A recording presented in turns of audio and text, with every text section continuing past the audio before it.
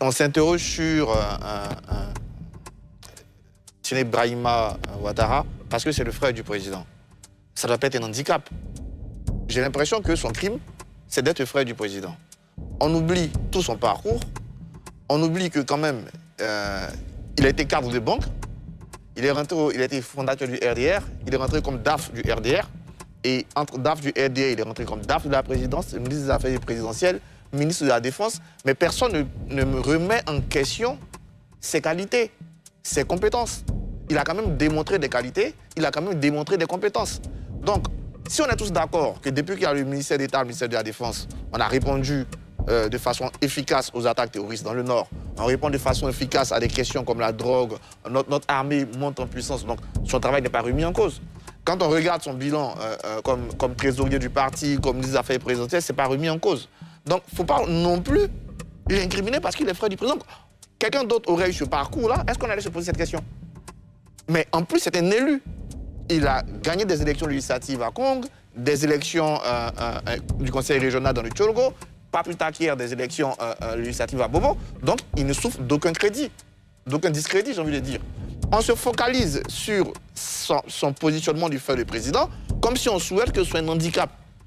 Autant on ne doit pas le discriminer ou le favoriser parce qu'il est le frère du président, autant on ne doit pas le discriminer parce qu'il est le frère du président. Moi, j'aurais aimé que ceux qui contestent sa promotion me disent que, par exemple, quand il était ministre de la Défense, il a échoué. Que, par exemple, sur tel aspect, c'est pas bon. Mais ils ne le disent jamais. Et c'est dramatique. Et quand on parle de la place de la famille, de l'ethnie, du tribalisme dans notre pays, c'est aussi dans ce versant-là. Il ne faudrait pas condamner quelqu'un parce qu'il est frère du président. Moi, je pense qu'il a un parcours logique. On l'a montré, on peut le redémontrer.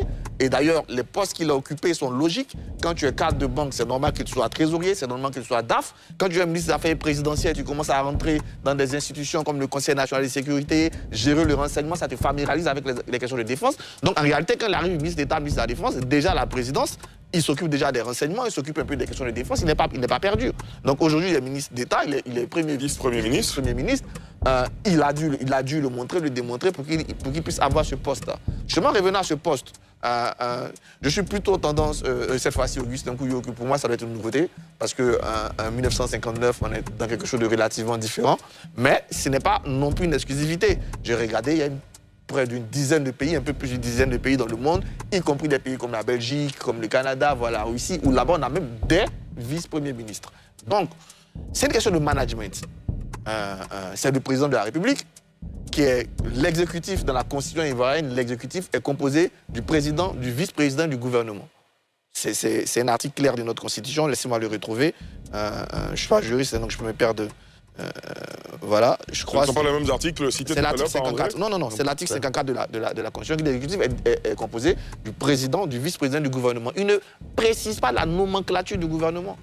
Donc c'est le président de la République en fonction de comment il veut manager, en question de quelles sont ses priorités, qui va fonctionner, qui va mettre en place le fonctionnement de son gouvernement. Il estime aujourd'hui que pour que son gouvernement soit plus efficace, il faut qu'il y ait un vice-premier ministre, la fonction représentation, remplacement qui était déjà faite par le ministre d'État, à laquelle on peut ajouter, comme c'est le cas, je pense, en Belgique, une fonction coordination, c'est-à-dire aider le Premier ministre dans sa coordination de l'action gouvernementale. Ça peut être des répartitions de postes. De toute façon, quand on est un adjoint, quel que soit vous êtes, ceux qui ont des adjoints, en général, le rôle, la puissance, la fonction de l'adjoint est définie par celui qui détient le poste. Il peut décider que son adjoint regarde plus ici, regarde plus dans les armées, par exemple. En général, l'adjoint qui est plus proche des unités, quand le commandant en chef va plutôt regarder sur le supérieur, ils vont avoir une répartition, mais clairement sous l'autorité, sous la direction du Premier ministre. Je pense qu'il y aura quelque chose, à mon sens, une aide à la coordination. Coordination, vu son expérience, peut-être plus sur les questions de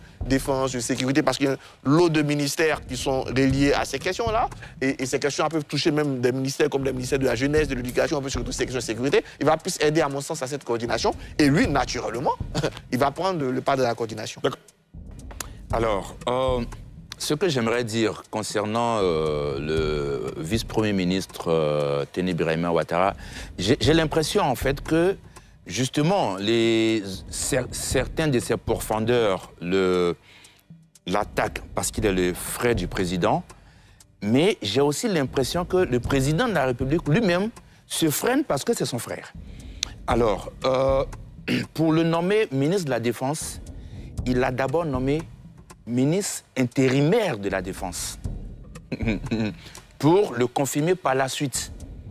Aujourd'hui, il le nomme vice-premier ministre, sans doute dans la perspective d'une prochaine nomination en tant que Premier ministre. Donc, j'ai l'impression que le président connaisse très bien ses compétences, mais lui-même aussi se freine pour le mettre en puissance tout de suite.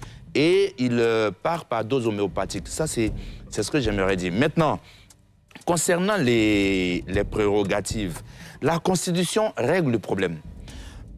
Article 76. Le président de la République peut, par décret, déléguer certains de ses pouvoirs au vice-président, au Premier ministre et aux autres membres du gouvernement. Donc, le président de la République peut décider que, moi là, je donne tel pouvoir à tel. Et ce n'est pas forcément le Premier ministre ni les ministres d'État. Donc, il peut déléguer des pouvoirs au vice-premier ministre. Ensuite, l'article 82 de la Constitution dit « Le Premier ministre anime et coordonne l'action gouvernementale. Le Premier ministre préside le Conseil de gouvernement. » Donc, ça, c'est une prérogative du Premier ministre et non celle du vice-premier ministre. C'est clair. Réunion préparatoire du Conseil. Le Premier ministre supplée le président de la République lorsque celui-ci et le vice-président de la République est hors du territoire national. Ce n'est pas le job du vice-premier ministre. Voilà. Donc, pour moi, c'est aussi clair que cela. Il n'y a pas de confusion. Le président de la République, dans les attributions, parce que avec le décret qui nomme chaque ministre, il y a ce qu'on lit. Mais chaque ministre a un décret qui le nomme, je vais répéter, nommément. De sorte que les attributions qui sont les siennes sont dans ce décret. Et donc, il appartiendra maintenant que la présidence ou le gouvernement rendent publiques les attributions du vice-premier ministre pour qu'on sache exactement. Une chose est certaine, c'est qu'on sait déjà qu'il s'occupe de la défense. Très bien. Yacouba Doumbia? Oui, alors, effectivement, il y a débat parce que c'est le frère cadet du président de la République.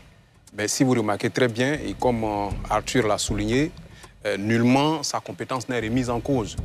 Et même quand vous prenez son propre parti ou sa propre formation politique, le RHDP, vous allez voir que là encore, personne ne remet en cause plus ou moins ses compétences. Téné Ibrahima Ouattara a une légitimité à la fois professionnelle et politique. Pour ceux qui ne le savent pas, il était militant du PIT en 1990. Et lorsque son grand frère a été appelé par le président Félix Houphouët-Boigny pour être président du comité interministériel et ensuite Premier ministre, de facto, le président Alassane Ouattara, Premier ministre, devient le numéro 2 du PDCI. Donc, Téné Ibrahima démissionne du PIT, il rejoint son grand frère au PDCI. Quand ils créent ensemble, le RDR est créé, il démissionne du PDCI, il rejoint son grand frère toujours au RDR. Et là-bas, il occupe diverses fonctions. Comme Arthur l'a dit, trésorier du parti, secrétaire national, vice-président. Jusqu'à ce qu'on arrive au RHDP. Donc quand le président prend le pouvoir, naturellement, il est DAF. Ensuite, ministre des Affaires présidentielles. Donc ses prérogatives s'élargissent un peu plus. Il s'occupe des questions de défense et de sécurité. Il est au Conseil national de sécurité. Et plus tard, il est nommé ministre de la Défense. Donc, quand vous regardez ce parcours-là, au plan professionnel, il ne souffre d'aucune ambiguïté. Et la polémique, justement, c'est le fait qu'il soit le frère du président, comme si ça doit constituer un handicap. Bien au contraire, les postes clés ou les postes stratégiques dans des États, même des États modernes, sont confiés à des personnes qui sont loyales. Voilà, des personnes qui sont loyales, des personnes qui sont compétentes. Et comme on est mieux servi que par soi-même, et que dans son environnement immédiat, on a quelqu'un qui peut jouer ce rôle-là, mais évidemment, on le prend et on le met là. Ce qui serait dommage, c'est que tu sois peut-être dans l'environnement où la famille du président, que tu commettes un acte répréhensible et que tu es couvert. Là, en ce moment-là, il y a problème. Mais tant qu'il fait le job, il est bon pour le service.